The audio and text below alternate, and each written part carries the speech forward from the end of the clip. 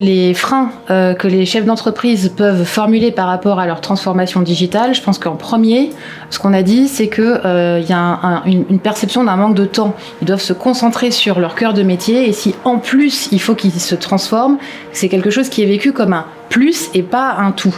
Le deuxième frein, c'est sur le budget nécessaire à ma transformation. En tant que chef d'entreprise, j'ai peut-être la perception que je n'ai pas le budget pour faire ça. Alors, c'est peut-être une perception, ce qui veut dire que je méconnais peut-être l'équilibre entre l'investissement et son retour. C'est peut-être une question de retour, mais c'est peut-être aussi une question de méconnaissance du budget total qu'il me faut. Et peut-être que pour démarrer, je méconnais le montant que je devrais investir. Ensuite, s'il y a une peur d'avoir un manque de compétences, donc est-ce que je saurais faire ? Est-ce que c'est pas mon cœur de métier ? Il faut que je prenne encore du temps pour me former et pour me transformer, alors que c'est pas mon métier. Donc est-ce que je vais pouvoir le faire ? Une chose que j'ai retenue qui est très importante, c'est de chasser en meute et pas en loup solitaire.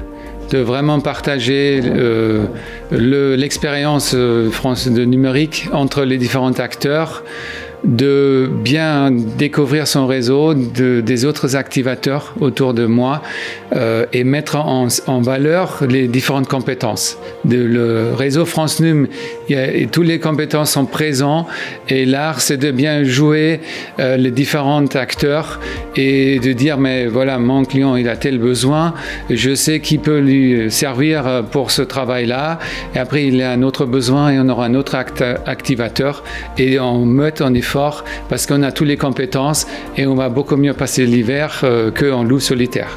Chose qui est aussi très importante, c'est de garder dans son travail d'activateur de l'humilité et de ne pas vouloir faire tout soi-même, mais justement faire jouer le collectif. Ce que nous essayons aussi de faire à travers de cette expérience aujourd'hui, c'est donner plus de lisibilité à France Num, et je pense qu'il est très important de communiquer sur ce dispositif, d'asseoir la marque France Num et de le faire connaître auprès des entreprises pour être les interlocuteurs privilégiés en tout ce qui est question de transition digitale. Des discussions enrichissantes sur le rôle que peut avoir France Num dans la démocratisation, on va dire, de transformation numérique auprès des entreprises.